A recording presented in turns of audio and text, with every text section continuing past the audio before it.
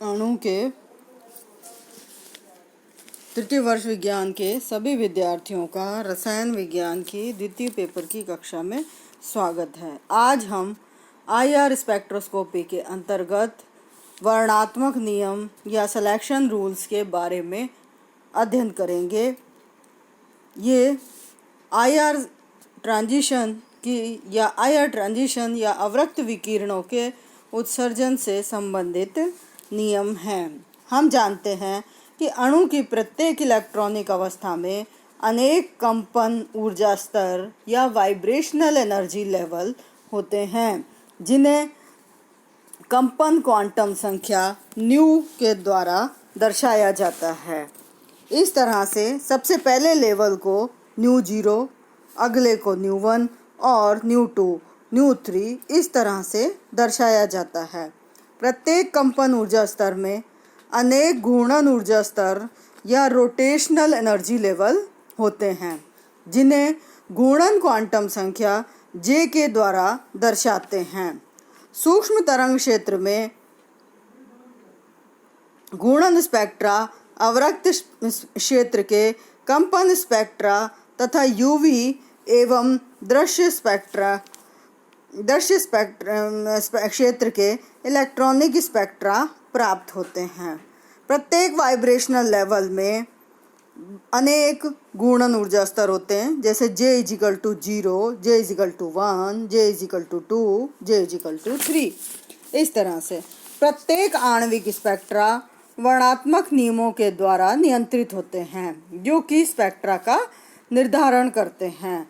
वर्णनात्मक नियम विद्युत चुंबकीय विकिरणों एवं द्रव्य के मध्य अंतरक्रिया के क्वांटम सिद्धांत से प्राप्त होते हैं। वर्णनात्मक नियमों को हमेशा पूर्णतः पालन करते हैं, उन्हें स्वीकृत या अलाउड ट्रांजिशन कहते हैं। अर्थात वे ट्रांजिशन या वे संक्रमण जिसमें वर्णनात्मक नियमों का पूर्ण पालन होता है, उन्हें हम अलाउड ट्रांजिशन कहते हैं। जबकि ऐसे संक्रमण जिनमें वर्णनात्मक नियमों का या सिलेक्शन रूल्स का पूरी तरह से पालन नहीं होता, उन्हें वर्जित संक्रमण कहते हैं। सामान्यतः स्वीकृत संक्रमण या अलाउड ट्रांजिशन तीव्र होते हैं, यानी स्ट्रॉन्ग पीक होते हैं इनके, और जबकि जो फॉरबिडन ट्रांजिशन है वो दुर्बल या वीक पीक या कमज़ोर पीक दिखाते हैं, यानी जिसकी इंटेंसिटी कम होती है। जब अणु में आणविक कंपन के फलस्वरूप द्विध्रुव आघूर्ण की अवरक्त विकिरण की आवृत्ति विद्युत क्षेत्र के साथ अंतःक्रिया करती है, तो अवरक्त अवशोषण होता है। या आईआर अवशोषण कब होता है? जबकि पदार्थ की कंपन की आवृत्ति विकिरण की आवृत्ति के बराबर होती है। तो इस तरह से तब हमें क्या मिलता है? आईआर स्पेक्ट्रम, यानी न्यू रेडिएशन = होता है न्यू वाइब्रेशनल फ्रीक्वेंसी। और न्यू 0 से न्यू 1 में जब ट्रांजिशन होता है तो अलाउड पीक आता है या शार्प पीक आता है, जिसे हम अनुमत ट्रांजिशन कहते हैं। और न्यू 0 से न्यू 2 में यदि कोई वाइब्रेशनल एक्साइटेशन होता है तो फॉरबिडन ट्रांजिशन होता है या निषिद्ध पीक प्राप्त होता है। अवरक्त स्पेक्ट्रम के लिए कुछ आवश्यक नियम हैं, जिसमें कि पहला नियम है कि विकिरण की आवृत्ति अणु की कंपन की आवृत्ति के बराबर होनी चाहिए, यानी न्यू विकिरण = new vibrational.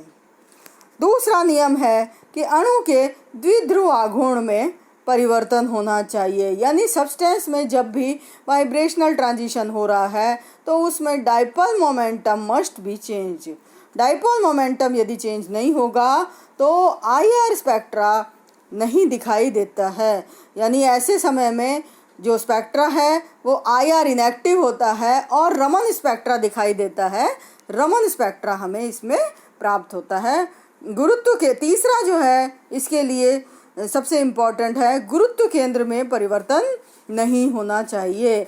No change in centre of gravity during transition, यानी जो उसका सेंटर एटम है उसके स्थान में कोई परिवर्तन नहीं होना चाहिए। जिस तरह से कि कोई वाइब्रेशनल लोलक या वो टंगा हुआ होता है तो उसका जो खूंटी बनी हुई होती है उसमें चेंज नहीं होना चाहिए।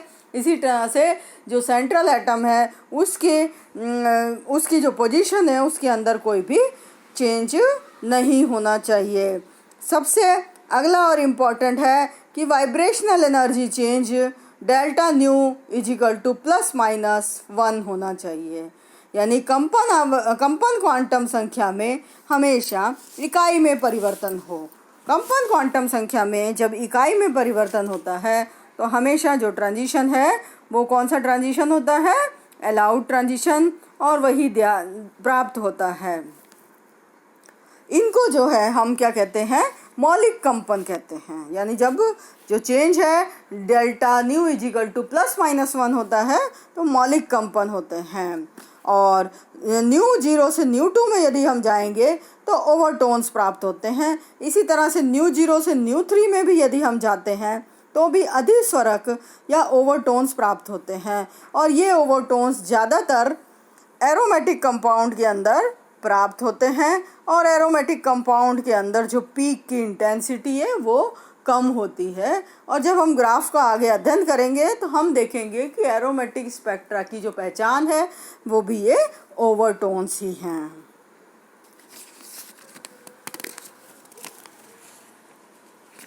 पिछले टर्न पे मैंने आपको बताया था कि पीक की संख्या जो निर्धारित होती है वो सैद्धांतिक रूप से मैंने आपको कैलकुलेट करके बताई थी। वो 3n-6 और 3n-5 होती है। 3n-6 जो है वो एंगुलर या नॉन लाइनर मॉलिक्यूल के लिए होती है, और 3n-5 जो है वो मौलिक कंपनों को कैलकुलेशन के लिए लाइनर मॉलिक्यूल के लिए होती है। परंतु ये सैद्धांतिक संख्या हमेशा जो है वो फिक्स नहीं होती है। कई बार इस सैद्धांतिक संख्या से पीक की संख्या ज़्यादा आ जाती है, और कई बार इस सैद्धांतिक संख्या से पीक की संख्या का मान कम हो जाता है।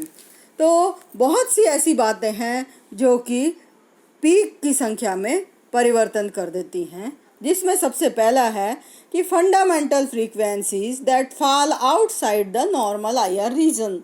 जो हमारे IR रीजन हैं उनसे जो पीक की जो फ्रीक्वेंसीज हैं उस रीजन से बाहर चली जाएं। दूसरा हमारे पास है fundamental bands that are too weak to observe. कुछ फंडामेंटल पीक्स जो है इतने कमज़ोर होते हैं कि उनको ऑब्जर्व करना बहुत मुश्किल हो जाता है। तीसरा, fundamental bands that are so close they are coalesce. यानी कुछ पीक ऐसे होते हैं जो एक दूसरे के बहुत पास होते हैं और एक दूसरे के ऊपर कोलाइड हो जाते हैं, या एक दूसरे के ऊपर ओवरलैप हो जाते हैं, या एक दूसरे में मिक्स हो जाते हैं। इसका एग्जाम्पल बताते हैं कि OH पीक जब किसी अल्कोहल या किसी कार्बोक्सिलिक एसिड समूह में होता है तो वो CH स्ट्रेचिंग के पीकों के ऊपर ओवरलैप हो जाते हैं, और इस तरह से CH पीक के पीक और OH के स्ट्रेचिंग पीक दोनों ओवरलैप हो जाते हैं और पीक की संख्या कम हो जाती है। अगला पीक की संख्या में परिवर्तन होने का कारण है occurrence of degenerate banned from several absorption of same frequency. यानी समान फ्रीक्वेंसी पर अलग अलग बैंडों का पीक आना। यानी 2-3 अलग अलग वैरायटी के जो पीक हैं वो एक ही फ्रीक्वेंसी पर बाई चांस आ जाएं, तब भी पीक की संख्या में फंडामेंटल जो वाइब्रेशंस हैं उनसे संख्या में कमी हो जाती है। एक और जो इम्पॉर्टेंट बात है जो कि पीक की संख्या में परिवर्तन कर देती है वो है आपका change in dipole momentum of the molecule. यदि किसी वाइब्रेशनल फ्रीक्वेंसी में IR स्पेक्ट्रा कई बार दिखाई नहीं देता यदि मॉलिक्यूल के डाइपोल मोमेंटम में चेंज नहीं होता है, क्योंकि यदि dipole momentum of the molecule change नहीं होता है तो उस समय IR स्पेक्ट्रा दिखाई नहीं देता है। इसके लिए हम एग्जाम्पल लेते हैं, जैसे कार्बन डाइऑक्साइड। कार्बन डाइऑक्साइड के अंदर एक कार्बन 2 ऑक्सीजन से जुड़ा हुआ है और दोनों के बीच में 180 डिग्री का कोण होता है। जब इसमें सिमेट्रिक स्ट्रेचिंग का वाइब्रेशन होता है तो कार्बन के साथ दोनों ऑक्सीजन में डाइपोल मोमेंटम में बराबर का चेंज होता है और इनका जो चेंज है, net change in dipole momentum 0 हो जाता है और इस कारण से कार्बन डाइऑक्साइड के अंदर सिमेट्रिक स्ट्रेचिंग फ्रीक्वेंसी का पीक दिखाई नहीं देता है और इस तरह से फंडामेंटल या मौलिक कंपनों की संख्या में कमी आ जाती है। तो इस तरह से ये 5 पॉइंट्स हैं जिनके कारण हमारे जो मिलने वाले पीक हैं उनकी संख्या में कमी होती है। अब मैं आपको कुछ बिंदुओं के बारे में बताऊंगी जिसके कारण से नंबर ऑफ पीक की मात्रा संख्या बढ़ जाती है। अब हम देखते हैं जिसमें पीक की संख्या कैसे बढ़ती है। इसमें पहला ले लेते हैं हम ओवरटोन्स। ओवरटोन्स, जैसे कि मैंने अभी थोड़े से टाइम पहले बताया आपको कि ओवरटोन्स एरोमेटिक कंपाउंड का एक विशिष्ट करैक्टर है। ओवरटोन्स में excitation normal first excited state की बजाय हायर लेवल्स में हो जाता है और इन हायर लेवल्स में एक्साइटेशन होने के कारण यहाँ पर मल्टीपल वेव्स प्राप्त होती हैं और ये मल्टीपल वेव्स प्राप्त होने के कारण से बॉन्ड की संख्या में वृद्धि होती है। इसलिए इनको हम ओवरटोन्स कहते हैं। इनकी इंटेंसिटी का मान कम होता है परंतु मल्टीपल बॉन्ड्स हमें प्राप्त होते हैं। इसका उदाहरण एरोमेटिक कंपाउंड है। इन ओवरटोन्स को हम हार्मोनिक्स भी कहते हैं। तो कुछ जगह पर आपको ओवरटोन्स की जगह पर हार्मोनिक्स भी लिखा हुआ मिल सकता है। दूसरा हम लेते हैं कॉम्बिनेशन टोन्स। कॉम्बिनेशन टोन्स जो है यानी एक कॉमन कार्बन एटम के साथ 2 same group present at a common atom gives peak in place of 1, यानी एक की बजाय वो 2 पीक दिखा देते हैं। एक कुछ स्मॉल फ्रीक्वेंसी पे, 1 at lower frequency and second at higher frequency, that are called combination tones। तो जब 2 आवर्तित बंधों के मध्य एक उभयनिष्ठ परमाणु होता है तो दोनों बंधों की तनन आवृत्ति संयुग्मित होकर 2 नए संयुग्मित कंपन उत्पन्न करती है।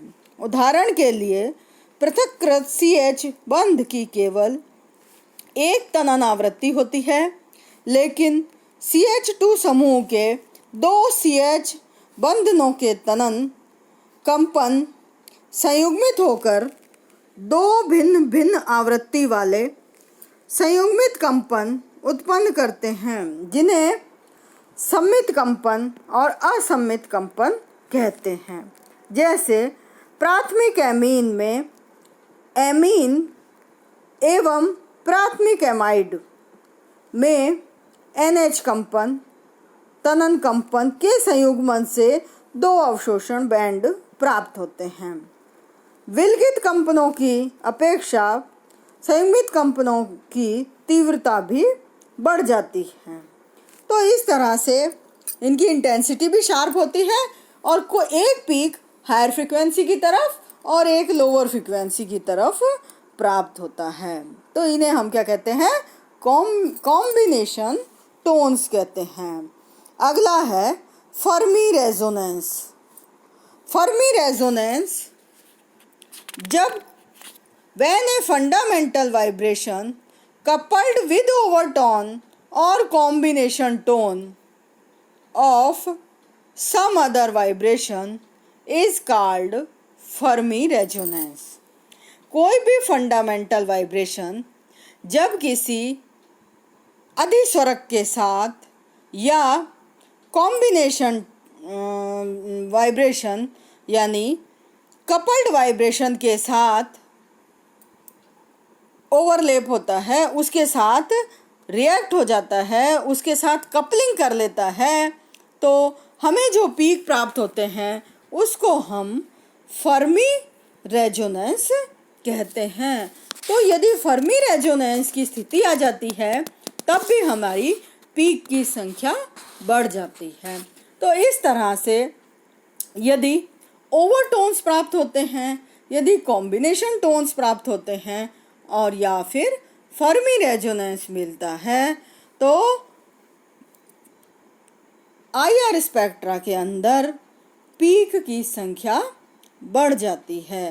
तो इस तरह से हमने देखा कि हमारे जो मौलिक कंपनों की संख्या है, जो हम सैद्धांतिक रूप से कैलकुलेट करते हैं, वो संख्या एक्सपेरिमेंटली उस संख्या से अलग होती है जिसमें कि विभिन्न कारक उसे प्रभावित करते हैं। तो आज के लिए हम IR स्पेक्ट्रोस्कोपी के अंतर्गत इतना ही पढ़ेंगे। अगले के लिए IR स्पेक्ट्रोस्कोपी का वीडियो नंबर 4 देखना। ठीक है, ओके, धन्यवाद।